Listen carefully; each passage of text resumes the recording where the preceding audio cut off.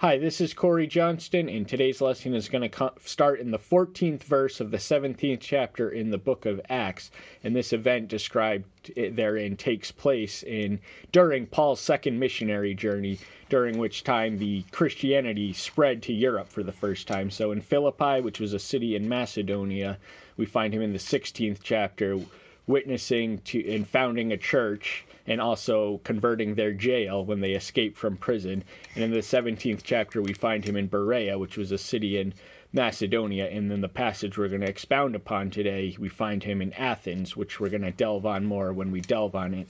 But for now, we just want to add that Paul's original missionary companions were John Mark, the one who has the Gospel of Mark's author.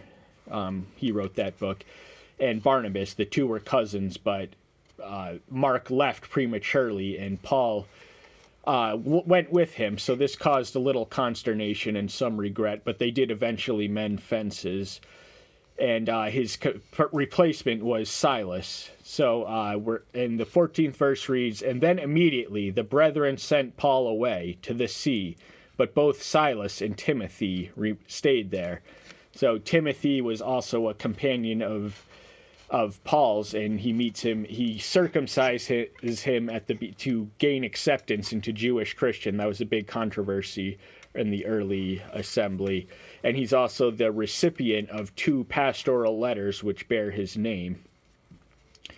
And those who arranged for Paul brought him to Athens, after receiving a command for Silas and Timothy to join him as soon as possible. They departed.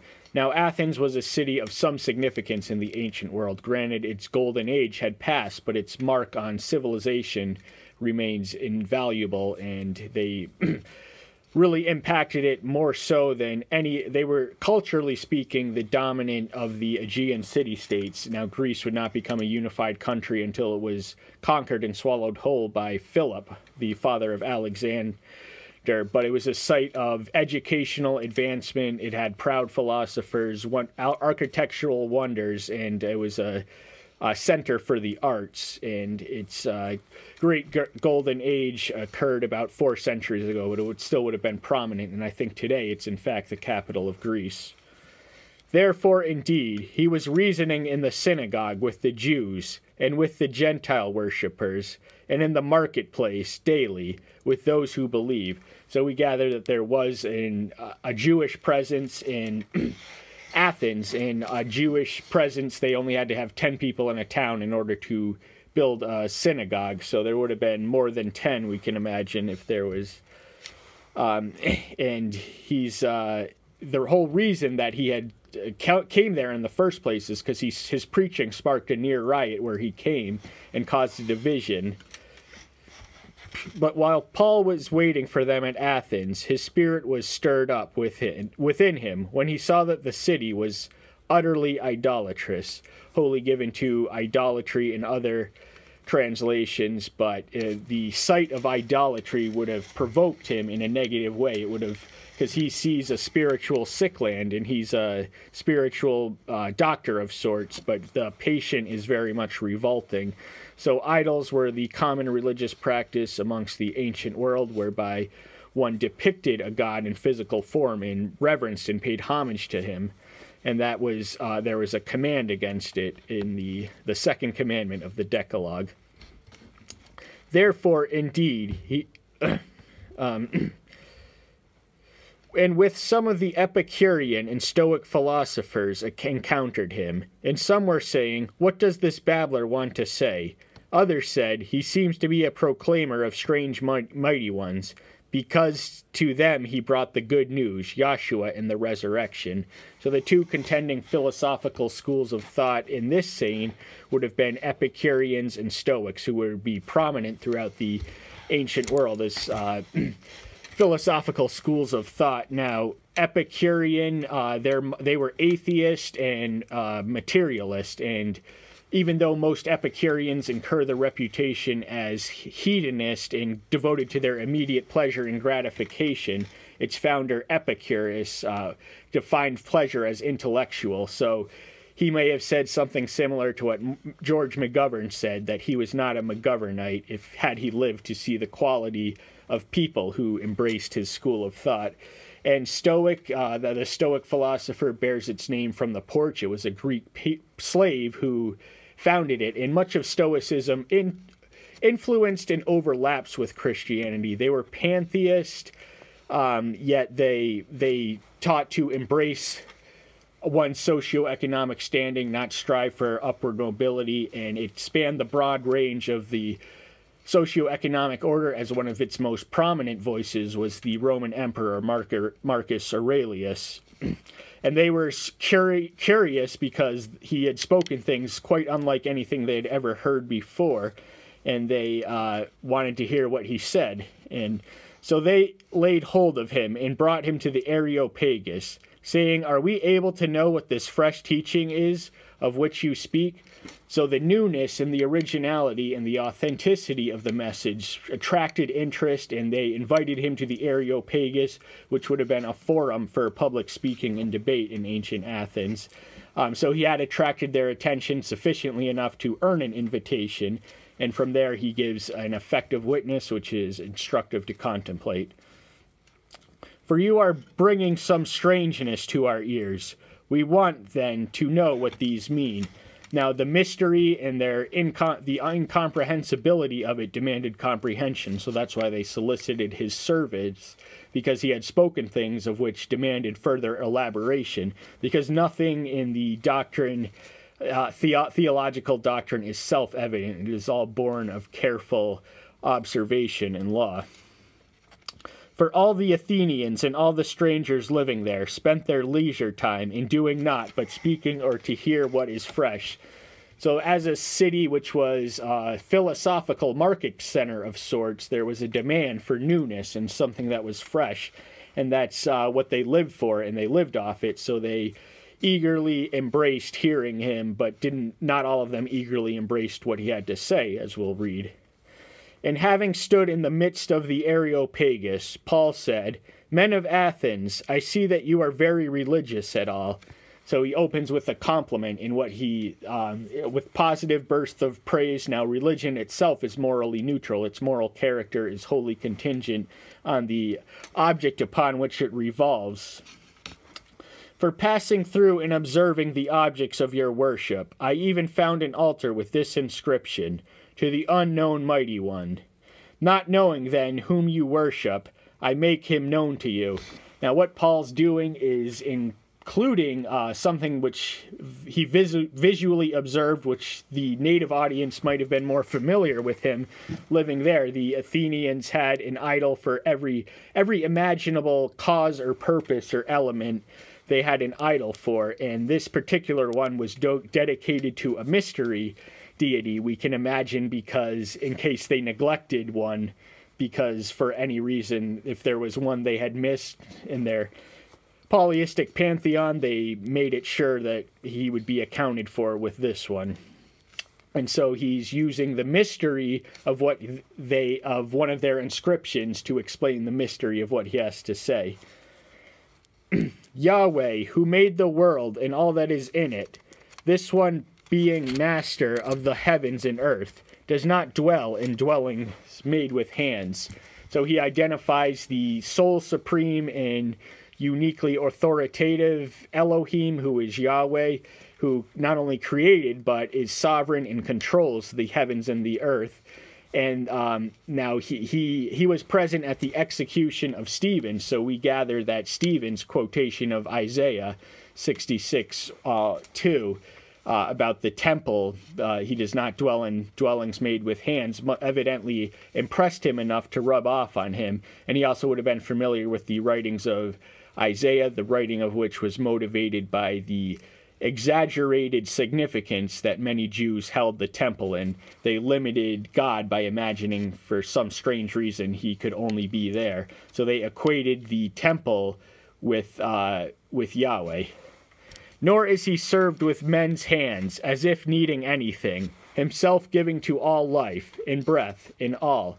As a super-sufficient creature, he is satisfied in himself. He needs nothing. He is infinitely abundant and has everything he needs in himself. So there's nothing we can do to add to him, nor is there anything we can do to take away from him.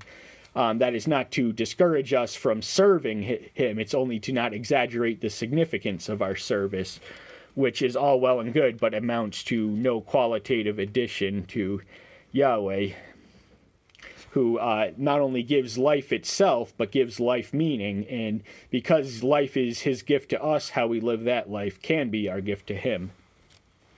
And he has made from one blood every nation of men to dwell on all the face of the earth, having ordained beforehand the times and the boundaries of their dwelling.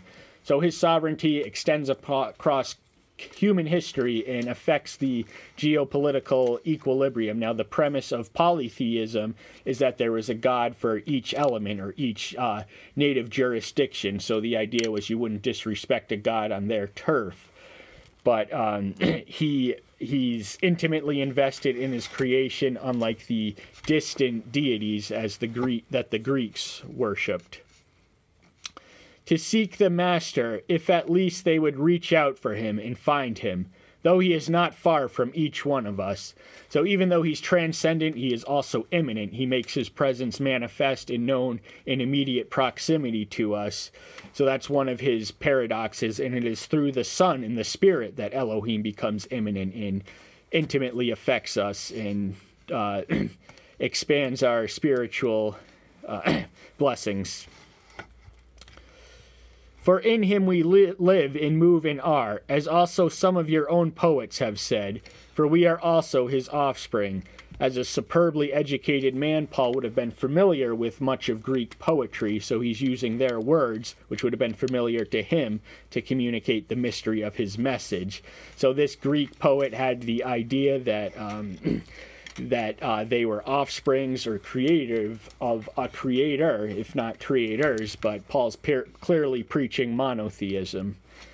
Now then, since we are the offspring of Elohim, we should not think that the Elohim is like gold or silver or stone, an image made of the skill and thought of man.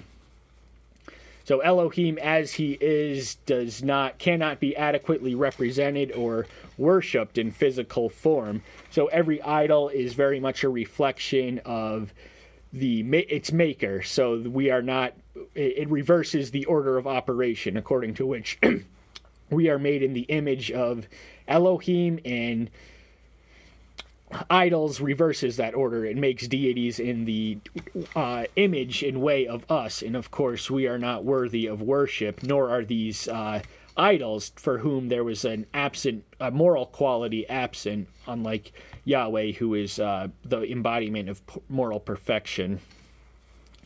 Truly then, having overlooked these times of ignorance, Elohim now commands all men everywhere to repent. Now, alternately translated as winked at, but the idea is similar, is in that he is long-suffering and he puts up with a lot of our sin and waywardness, which grieves the spirit, and he enters into all our emotional experience. So as such, sin pollutes us and hurts him. But he's in his grace and long-suffering, he makes the message now to repent and be one with him. Because he has appointed a day on which he is going to judge the world in righteousness by a man whom he has appointed, having given proof of this to all by raising him from the dead. So the impending judgment is a motivator to get on the right side of theology and get on the right side of Elohim, because the judgment is going to be executed by the one he resurrected, and the resurrection is an infallible witness of his power and grandeur. So the resurrection is, in a lot of ways, the most miraculous manifestation of Elohim ever, and is our gift to enjoy if we pass the qualifications at the day of judgment.